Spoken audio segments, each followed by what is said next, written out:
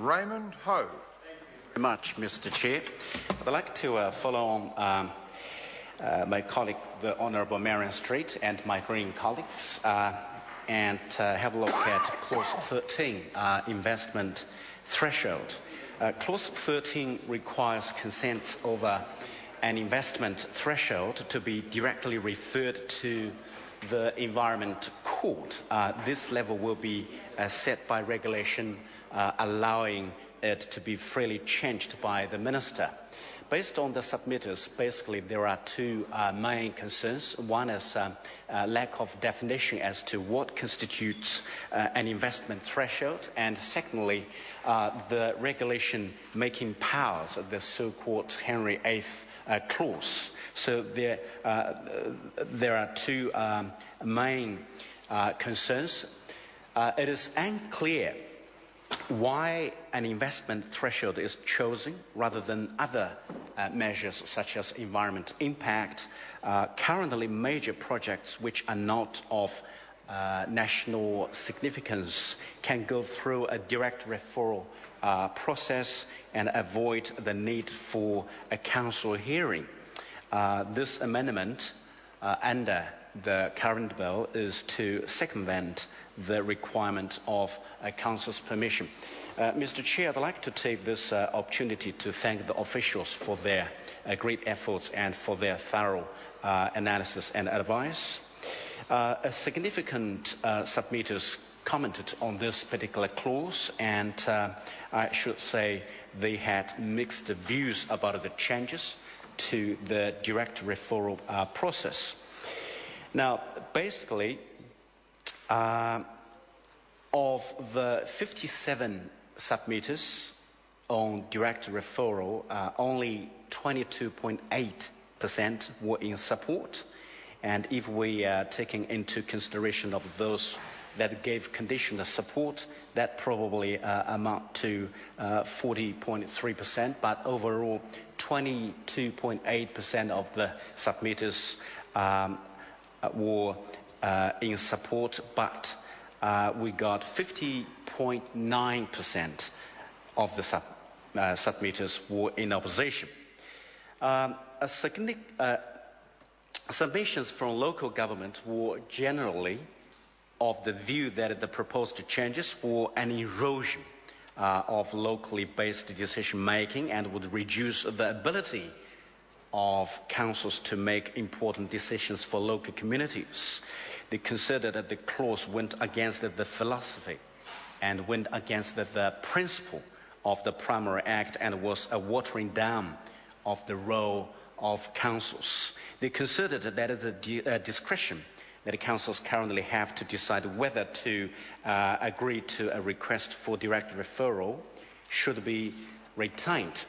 And I'd like to cite some submissions to support what I just said, and in return to support what the submitters wishes to express.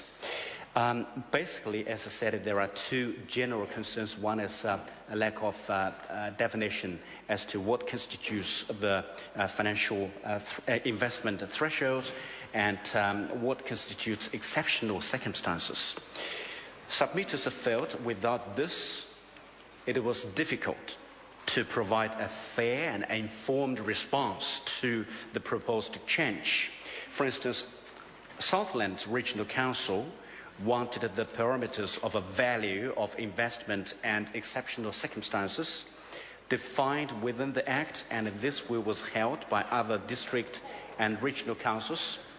Some submitters felt non-monetary factors should be recognized in the threshold.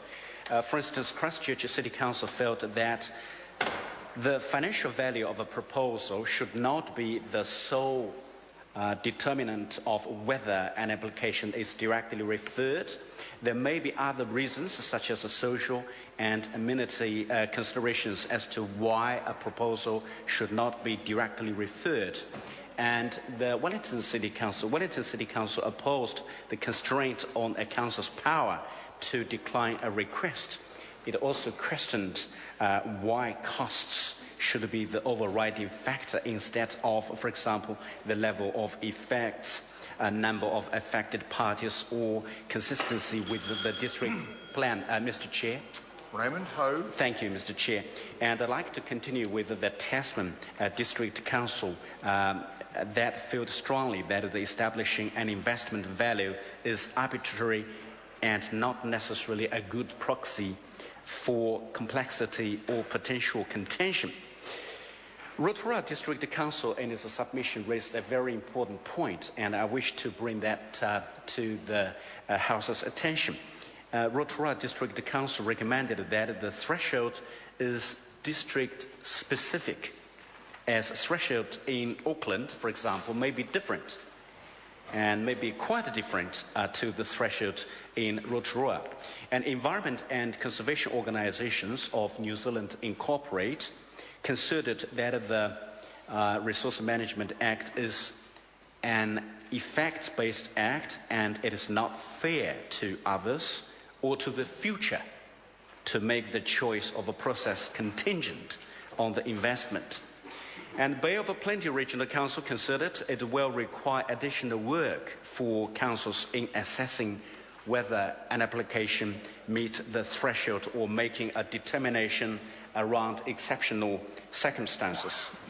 Otago Regional Council submitted that there is already a suitable process in the Act to refer applications directly to the Environment Court, and the Section 357 objection process. As such, ORC opposes the proposed changes and requests that they be rejected.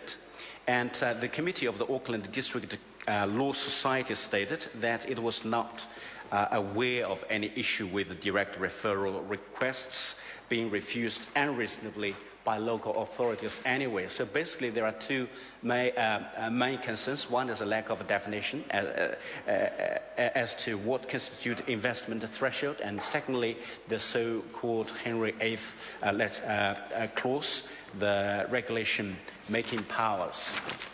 Thank you, Mr. Chair. Jackie Dean. Move that the question be now put. Order. Thank you. Julianne Genta. Thank you, Mr. Chair. I rise to speak on Part 1 of the Resource Management Reform Bill. Mr. Chair, I'm a qualified planner. I'm very familiar with the RMA, and I would be